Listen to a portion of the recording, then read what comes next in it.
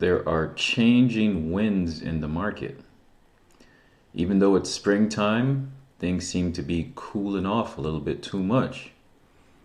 Realtors are looking around trying to find people, and especially at open houses, they're empty. What is going on? Welcome to Jerome in Real Estate. I'm Jerome, your local realtor here in the Fountain and Colorado Springs area. Today, I'm going to talk about the state of the market. So here's what I know for sure. The general sentiment amongst real estate professionals I know is changing. The mood is a little bit different, all right? From the data that I've got, it's still a seller's market. No doubt about it, okay? Still a seller's market. You definitely have to be aware of that. But the feeling is different. And that's not just amongst realtors. It's amongst potential buyers that I speak with. Sellers are starting to notice it, okay? You see showings on properties are starting to decrease, all right? Traffic in the open houses, they are light, if not empty. Listings on the market today, in a huge differential from what used to be happening just, like a month or two ago. Listings are now on the market, a full 24 hours, even before getting a showing, right? Not even one showing within that 24-hour period. You got to wait a little bit now, okay? Listings are staying on the market a little bit longer, just a touch longer. And one of the other things that is definitely a telltale sign, people are talking about it. So what is going on? What is the cause of this? Why the slowdown? First and foremost, the Fed rate hikes, they're working. It's as simple as that. They're supposed to make it harder to borrow money, which that is the cost of capital, all right? It should cost some money to borrow money in order to buy large purchases, right? In order to buy large assets.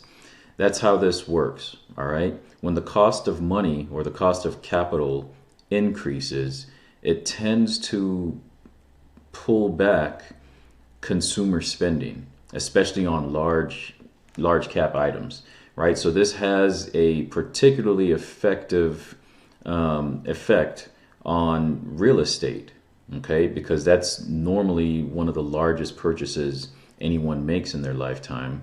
And people need to borrow money to do it. Most people need to borrow money to do it. So if the Fed is raising that cost of capital, then obviously the demand is going to slow down just a touch. And this is one of the reasons why we're seeing this pullback a little bit. Some of those open houses aren't going to be packed anymore. You're not going to get immediate showings on those immediate list on those listings, right? Now it's time to start marketing. You've got to get agents out there that are actually marketing properties the way that they're supposed to. No more easy street when it comes to listings, all right? And at least there's a little bit of a good side to this as far as buyers are concerned. Home buyers that are in very good financial situations will now have an easier time because there's going to be less competition, okay? Now, like I said at the top, you're not going to see, a huge slowdown. It's just that the appreciation and the demand for real estate is just taking a little bit of a dip, right? Slowly, but a huge reversal is not what we're seeing currently. And we've still got to analyze the data especially from March. When March numbers come out and everybody's run them, we'll start figuring out exactly what happened in March. But we can say that the sentiment has definitely changed. Another thing that has caused this in my eyes is, quite frankly, just buyer fatigue. Okay, imagine that you've been searching for a home for months, and because of the competitiveness, because of the overall demand in the market, you've been outbid over and over again. And then what's happened in the past few months, there's been rate hikes, right? So now you get hit with a double whammy.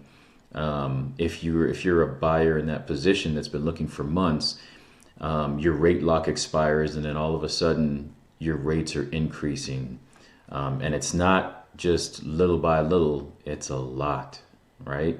So we're starting to see some buyer fatigue, right? Buyers are now reprioritizing their finances, okay? And why shouldn't they? If the cost of capital is moving up and it still hasn't truly affected inflation yet, inflation's not really going down. That means everything across the board is expensive. Food costs are up. Just normal maintenance on things are up. Your normal everyday cost of living is still up, while rates are moving up as well. So until things start to level out a little bit, I think that buyer fatigue is going to be a huge factor, and we're already starting to see it. Now, this week I will be going over April's stats. As soon as I get them and look through them, I'll be checking out, the stats for the local area, Fountain, Colorado Springs, El Paso County. And then I'll also take a look nationally and figure out if what I'm observing actually holds water in the data. All right. And then I'll bring that to you guys to make sure everyone has a good understanding of where the market is headed and where we are right now. Overall, I still believe that we've got the lowest mortgage rates. We've got some of the lowest mortgage rates we've seen, historically speaking. So if you're in a position to take advantage of it, you should, take advantage of it. And then if we start to see that, as time goes on, rates all of a sudden start falling back again, and you can take advantage of that, then you should go ahead and refinance. That way you lock in that lower rate if that's what's important to you, all depending on your specific financial situation and your goals. All right. But that's it for today. I just wanted to make sure everybody understood, the mood that I'm seeing out there in the market right now.